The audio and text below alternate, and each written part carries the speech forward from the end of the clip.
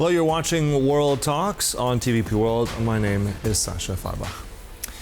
Russia and Belarus have launched the Zapad-2025 military exercises with more than 43,000 troops mobilized across both countries, while Belarus has simultaneously released 52 political prisoners, including 3 Polish nationals. So, what does this mean for Poland's security and NATO's readiness in all this? Joining us to discuss it all is Reuben F. Director of the Asia Research Center at the Casimir Pulaski Foundation. Good to have you back in the studio. Welcome. Thank you. Thank you for having me. So let's start with Zapad. That kicks off today. Looking at the numbers here, we're hearing anywhere between 13,000, 30,000 Russian and Belarusian troops. How dangerous is all this, especially given what we've had on Wednesday with those incursions into Polish airspace with the drones? Well, if you look at the numbers compared to the previous exercise, which was around 200,000, the numbers look anemic, but it's very dangerous because now we've had the war's been ongoing now for more than 3.5 years, and we've had this situation just on Tuesday night, Wednesday, with the drones coming into Poland. And this is Belarus on one side. Belarus playing this very dangerous game of, we're hosting the Russians over here, but we're releasing hostages over there. But the proximity is bound to be something that's combustible. Mm-hmm. And also, I mean, in terms of NATO's response, I know that the Poles are also putting up together another sort of counter exercise nearby. What is the danger in terms of any kind of friction? How worried should we be with all this? Well, it's always there because we don't know how much positive control the Russians have over their own military. There was an incident 2 or 3 years ago where 2 of their aircraft actually locked on to and fired on a Royal Air Force surveillance aircraft over the Black Sea. Now, fortunately, the missiles failed to arm and they failed to launch properly. So one of my colleagues said, "Thank God for bad maintenance." But had that not been the case, we would have had an international incident. We could be at war right now for all that matters. So anytime these people are close, you never know what can happen. Yeah. And I mean, we know that there are exercises. I mean, this has been in the calendar for a while, but obviously that calculus has changed now, especially with these drones and missiles that have strayed into Polish airspace that were shot down. Do you think in any way this is going to, let's say, temper the exercises on the Russian side in any way? Will it embolden the exercise in any way? I expect them to be more than usually belligerent, is what I expect. I expect them to be provocative. That everything the Russians have been doing, especially since the war began, particularly with the drone incursion, and with this exercise, everything they'll be watching, how does NATO react? And what did they find out from the drone exercise? Well, they found out that NATO air defenses aren't really very well prepared when you can only shoot down 3 of 19 or 20 drones, and the Ukrainians are shooting down 20, 30, 40 times that number every night. Mm-hmm. So this will be a test. They'll be testing and they'll be looking what happens on our side. Mm-hmm. And also that testing, I mean, on the one hand, the Russians have said, well, look, I mean, we didn't really want to do this. This is an accident. We're just hearing the same from Donald Trump. The president himself has said, well, it may have been an accident, right? It may have been a mistake. Sikorski, foreign minister in Kiev today, is saying, well, that's not the case at all. So having this kind of messaging coming from the president of the United States with this exercise, I mean, does that have impact now on the Russians? First of all, anyone that says that this was an accident, this was not meant to happen, they would have to explain something. And what they would have to explain is why those drones that soft landed on Polish territory were mysteriously equipped with an extra fuel tank to give them the extra range to actually reach Poland. Why was that if it was an accident? Mm-hmm. Accidentally on purpose. Mm-hmm. That's what we call that. Mm-hmm. This game is going to go on and on until something really horrendous happens. It's like I guess it was the BBC on Wednesday, I said this will go on until something hits a Catholic church in Poland and kills 75 people. But do we have a plan? Are we prepared for that? Do we know what we're going to do next? Well, on that as well, I mean, we did hear encouraging words as well yesterday, I believe it was, from the top NATO commander in Europe, Inkevich, who was in Vilnius, and he said very much that he was praising how Poland reacted, how the alliance reacted, saying that he would have certain measures that would be available as well. We're not quite sure what that means, but I mean, we can take heart from that kind of messaging, can't we? Well, yes and no. I mean, yes, it's nice to see countries united, talking about cooperating, doing all the things that NATO is supposed to do. But when I speak with people about, there's been this discussion, if we can get a ceasefire, a peace settlement, whatever, then there'll be a joint force of combat aircraft to patrol the skies and close the skies. But when I talk to people about it, it's all about, well, they're not talking about shooting down Russian aircraft. They're talking about shooting down drones.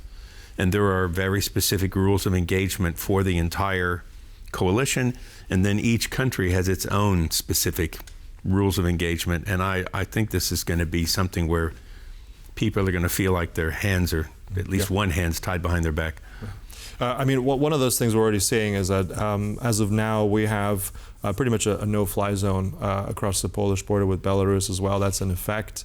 The Latvians, Lithuanians are floating the same sort of idea as well. Border closures generally with Belarus. So what kind of impact and what signal does that give us to understand? Well, what that does is that, particularly because this corridor that they've closed the airspace on until the 9th of December, it's typically more low altitude flights. So this prevents someone from the other side flying in an aircraft below the radar and dropping people off and flying. So it prevents incursions. It sends that kind of a signal. So it says, don't try that. But again, it's less forceful than I think a lot of us would like. Okay, all right. Well, that's the debate right now, is what kind of sort of kinetic things will be placed there. What does that look like policy-wise? But we're already hearing things like the Germans say they would double their patrols. We're hearing the French also sending more Rafale planes. The Czechs also helicopters available. So it does seem that there are assets that at least are being moved here more, that will have some sort of effect, or you think that's more symbolic? It'll have some kind of an effect because, I mean, more numbers are always better. The French are sending aircraft. They're sending 3 Rafales. We hope they'll send more. But it adds to the alliance because all of these different countries and all of their air crews have specific sets of experiences. And we all benefit from that, at the working level. Mm-hmm. All right. Also, I want to stay with Belarus again and just also go into what happened just in the last 24 hours. The release, a very, very surprising release potentially for some. 52 political prisoners released by Belarus, by Lukashenko. Looking at also a visit from John Cole from the United States, Representative Trump. I mean, what do you make of this? I mean, this is also unique timing here. Was this something that had been planned? We have the Zapad exercise on one hand, the incursion. We have this release of prisoners. What do you make of all that? Well, this is Lukashenko, I think, trying to mitigate the fact that he's got a major Russian military exercise on his territory at a time when he's trying to position himself. He wants the job he had in 2014, 2015 back, the Minsk agreements, where he was the interlocutor between the Ukrainians and the Russians. And he wants to go back to this, only this time he wants to be the middleman between the U.S.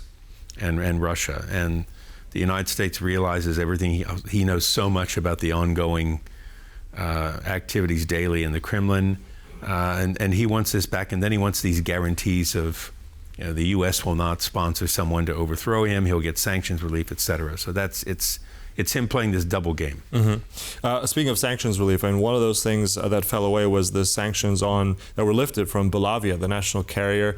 This is about airplanes. So how much of that is a loophole, and how much is that going to come back and benefit Russia in any way? Well, it'll benefit Russia a lot because right now Russian airlines may not fly into European airspace at all. They're forbidden from doing that. Anyone from Russia who wants to travel to Europe has to fly into Turkey or into the UAE or something, and then and that's a 5 times the normal price ticket to do that. I'm also afraid of some of the other items that might be going back and forth on Belavia aircraft. This last huge attack on Kiev, okay, the building, what we call the Cabinet of Ministers, it's the main Ukrainian government building, was hit The only reason the building is still standing is because the ballistic missile that hit it was a dud, didn't explode. That if it had, the building would be gone. But that missile was dissected, and they found dozens and dozens of foreign components. And I'm afraid these Belavia flights are going to become couriers for this type of military assistance for Russia. Mm-hmm. And also, I mean, looking at some of those people who were released, there were also journalists from Poland. There's still many more political prisoners held up in Belarus. One namely is Andrzej Poczobut. This guy, very important also as someone key for the independent voice of journalism also for Poland and the region, Belarus. So what do you make? Is this start of another set of negotiations? Will Lukashenko demand, as you said, something more? Is this Trump's tactic here? Where do you think this goes next?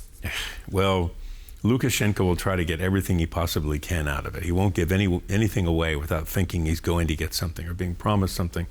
And Trump wants so badly to be the person to say, oh, I've solved another war.